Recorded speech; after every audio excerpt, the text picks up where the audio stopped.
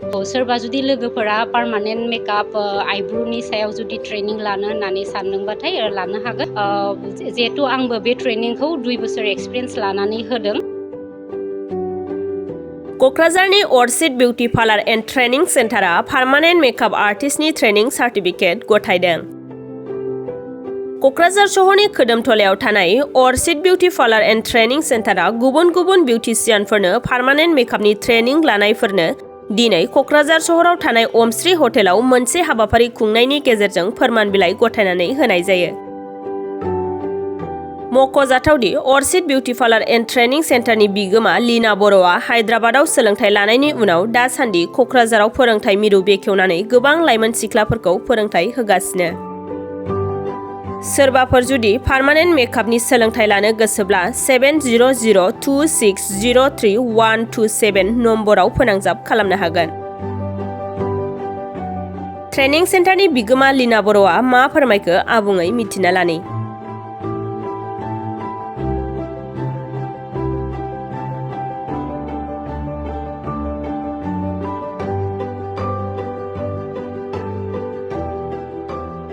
फोरनिसिम thanks थाबाय जायखिनि लोगोफोराखि आंनाव master course permanent आइब्रुनि सायाव कर्स लादोंमोन तो बेनि दिनै सार्टिफिकेट दे तो बयबो लोगोफोरा बिजिनि गेजेराव फैनायनि थाखाय बयनिसिमबो लोगोफोरनिसिम थेंक इउ थाबाय।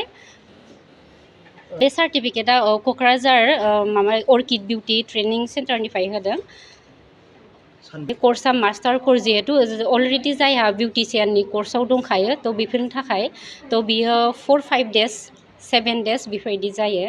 आरो गुबुन गुबुन मेरला दं दा जिहेतु गोदान दा पार्मानेन्ट मेकआपनि सायाव दानि जुगाव दाने बांसिन इन्ट्रेस्ट मानसिफोरा तो बेनि थाखाय अर्चिड बिउटि पार्लार ट्रेनिं सेन्टाराव जिखिनि पार्मानेन्ट मेकआप जायो जेरै बिबि ग्ल' होनो आइलेस एक्सटेनसननिफ्राय नेल एक्सटेनसन बेनिफ्राय लानानै माइक्र' ब्लेडिं माइक्र' शेडिं तो गासैबो बुस्थुआनो जायो आरोना। लकेशना बे आर'नाइ प्रफेट कदमतला माने आलदा जायगानि ग्रुप वाइज लानाय जादोंमोन। मोनसे ग्रुपआव बिदिनो 7 खरै तो बिदिनो आलदा जायगानिफ्रायबो दंमोन। दा खावसेया फैनो हादिया जिहेतु दिनै हलिनिबो बार एग्जामबो जागासिनो तो कर्सआ बे कर्सनि सायाव जायो बेखौ माबाना कर्सआ जेनेबा बिउटिशियाननि कर्सआ आलदा जायो नैबेहा मास्टार कर्स आलदा जायो तो बिनि माबाफोराबो एसे आलदा जायो आरोना प्राइसफोराबो जेनिखिनि कर्स लानायनि माबाफोरा जिहेतु मास्टार कर्स जाहैबाय बेयो। सोरबा जुदि लोगोफोरा पार्मानेन्ट मेकआप आइब्रुनि सायाव जुदि ट्रेनिं लानो होननानै सानदोंबाथाय लानो हागोन। जिहेतु आंबो बे ट्रेनिंखौ 2 बोसोर एक्सपिरियेन्स लानानै होदों तो बेनिखायनो सानो लोगोफोरा जुदि जेरावखि लाया बा आंनिबो मेरला कয়েকজন गोबाङैनो ओंखारबाय तो बिसोरनावबो लानो हायो बा सोरबा बायदिया जुदि आंनाव लानो सानोबा होमबाबो लानो हायो। Contact number 7002603127। हाबाफोराव बेयो जाहैबाय मेकआपनि किन्तु जोंनिया बे जाहैबाय पार्मानेन्ट आइब्रु मेकआप जायनाखि आइब्रुआ खम थायो सोरबा एक्सिडेन्टआव जेनेबा आइब्रु खावसे माबा जानाय जायोना बा सोरनाबा हेयार फलनि थाखाय जेनेबा एल'पेसिया होनो तो सोरनाबा जेन्ट्सफोरनाबो जेनेबा जुदि माबा थायो एल'पेसियानि प्रब्लेम थायो तो बेखौफोरखौ जोङो बे पार्मानेन्ट मेकआपनि सायाव बेखौ कभार खालामनो हायो। बा सोरनिबा लिप्सआ जुदि गोसोम जायो दा दानि जुगाव माने बयबो माने लिपस्टिक फोननै लिप्स गोसोम जाजोबोथ' तो बेनि सायावबो जोङो बे पार्मानेन्ट मेकआप खालामनानै बे बुस्थुखौ सल्भ खालामनो हायो आरोना। ओमफ्राय जायहाखि स्किननि प्रब्लेम दं तो बेफोरबो जायो स्किन ट्रिटमेन्टबो। जुदि नों मोजाङै खालामोबा होमबाना थाया जुदि नोंहा जेरै एक्सपिरियेन्स गैया गारा बा ट्रेनिं उइदाउट ट्रेनिं गैया गारा जुदि जानला मोनला खालामोबाथ' रिएक्सना जाखागोन। तो बेनिखायनो होनो जि जायगायाव लोगोफोरा जेरावखि ट्रिटमेन्ट खालामनो थाङा नों गासिबखौबो बुंगोन आङो जेनेबा पार्लारनि हेयार स्ट्रेटनिफ्राय लानानै फेसियेलनिफ्राय लानानै गासिबखौनो बुंगोन जे बयबो जाहाथे मोजां एक्सपिरियेन्स गोनांनाव खालामनो थाङो तो बेखौनो बुंगोन जाहाथे खुनु साइड इफेक्ट मोना आरोना। मानो होनबा मानसिनि मोखाङानो मेन तो बेहायनो जों जुदि अनेकथा नुबाय थायो जों भिडिअ माबा माबि रिएक्सन जानाय मानाय तो क्लाइन्टफोराबो गावसोरबो सिनसियार जानांगौ ना जों माबायदियाव थांनो नागिरदों मा ट्रिटमेन्ट लानो नागिरदों तो बेफोरो गाव गावनो क्लाइन्टफोराबो सिनसियार जानानै ट्रिटमेन्टखौ लानांगौ आरोना थ' गासिबो बिउटिशियाननि सायाव माने ब्लेम खालामनाङा जे आमुगाव थांनानै बेफोरबायदि माबा जाहोबो प्रब्लेम जादों मादों थ' बेफोरबायदि माबा नाङा गावबो एसे जि जायगायाव थांनो नागिरदों मा ट्रिटमेन्ट लानो नागिरदों बेफोरनि बिखयबो जाहाथे एसे मिथिनानै लानानै ट्रिटमेन्टखौ लायो ट्रेनिं लानो गोसो बे आइब्रु खालामनायनि गेजेराव थ' बिसोरो